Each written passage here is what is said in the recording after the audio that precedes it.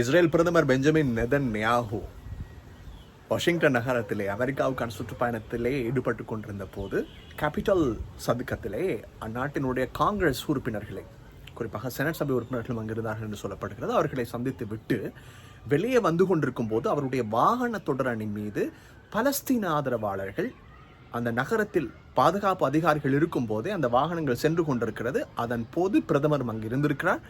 முட்டைகளை கொண்டும் சிவப்பு நிற வர்ணப்பூச்சிகளை கொண்டும் அவர்கள் மீது தாக்குதல் நடாத்தி இருக்கிறார்கள் என்ற பரபரப்பான செய்தி வந்து சேர்க்கிறது. இது சம்பவம் நடந்திருப்பது வியாழக்கிழமை. ஆனால் செய்தி இப்போது சமூக வலைதளங்களில் மிக பரவலாக பரவி வருகின்றமை காரணமாக அரசாங்கம் அதனை உறுதிப்படுத்தி இருக்கிறது.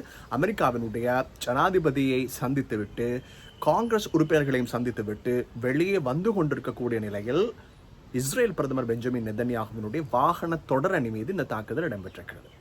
இந்த தாக்குதலின் போது இஸ்ரேல் பிரதமருக்கோ அல்லது யாருக்கோ காயங்கள் ஏற்படவில்லை என்பது மிக முக்கியமானது. ஆனால் இஸ்ரேல் தேசிய கொடியோடு, அமெரிக்க தேசிய கொடியோடு இஸ்ரேல் பிரதமர் உள்ளே இருந்த நிலையில் தான் இந்த வாகன தொடரணி பயணித்திருக்கிறது. பெஞ்சமின் நெதன்யாஹூவுக்கு ஏன் இந்த தாக்குதல் நடாத்தப்பட்டது?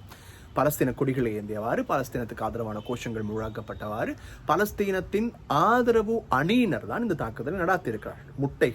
முட்டைகள் சிவப்பு நிற வர்ணப்பூச்சுக்கள். ஏன் இந்த சிவப்பு நிற வர்ணப்பூச்சுக்கள் பயன்படுத்தப்பட்டன என்பது கேள்வி. அதற்கான விடை என்னவென்றால், அங்கே மேற்கொள்ளப்படுகின்ற இரத்த ஓட்டத்திற்கு எதிரான ஒரு போராட்டத்தின் போது இவைகள் பயன்படுத்தப்படுகின்றன.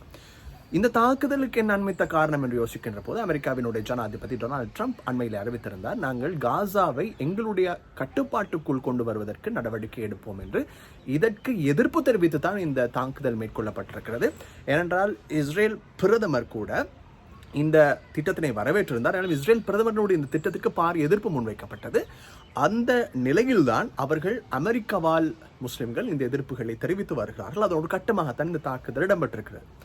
இஸ்ரேல் பிரதமர் பெஞ்சமின் நெதன்யாஹூ ஏற்கனவே உங்களுக்கு தெரியும், பல்வேறு சந்தர்ப்பங்களில் பல்வேறு அமெரிக்காவினுடைய எதிர்ப்புகளுக்கு முகம் கொடுத்திருந்தார். ஏற்கனவே அமெரிக்காவினுடைய ஜனாதிபதியாக இருந்த ஜோ பைடனை சந்திப்பதற்கு ஒரு முறை வந்தபோது அவர் தங்கியிருந்த நட்சத்திர விடுதியினுடைய வெளிப்புறத்தில் பலக்கணக்கான ஆதரவாளர்கள் ஒன்று கூடி மறித்து ஆர்ப்பாட்டம் நடாத்தியிருந்தார்கள்.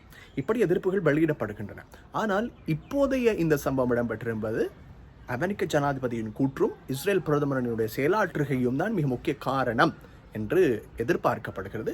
சம்பவம் தொடர்பிலே அமெரிக்காவினுடைய அரசாங்கமோ, வெள்ளை மாளிகையோ அல்லது ராஜாங்க திணைக்களமோ இதுவித உத்தியோகபூர்வ அறிவிப்புகளையும் விடுக்கவில்லை.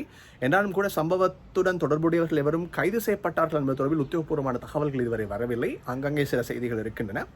இந்த நிலையில் இன்னும் ஒரு சில செய்திகள் அதோடு இணைந்து பார்க்கின்ற போது, குறித்த பகுதியிலே ஆர்ப்பாட்டத்தில் ஈடுபட்டுக் கொண்டிருந்தவர்கள் ஆர்ப்பாட்டத்தை சுமூகமாக நடாத்தி கொண்டிருந்தார்கள். அந்த இடத்தால் அவர்கள் செல்கின்ற போது அந்த தாக்குதல் இடம்பெற்றிருக்கிறது. தாக்குதல் நடாத்தப்பட்டவர்களை அப்புறப்படுத்தியதனை தொடர்ந்து மீண்டும் வாகன தொடரணி சென்றிருக்கிறது. இதுதான் செய்தி. ஆகவே இஸ்ரேல் பிரதமருக்கு எதிரான எதிர்ப்பு அலைகள் இப்போது அமெரிக்காவில் வலுத்து வருகின்றன என்பதற்கு இதுவும் சிறந்த உதாரணம். தொடர்ந்து அன்பான நேயர்களே.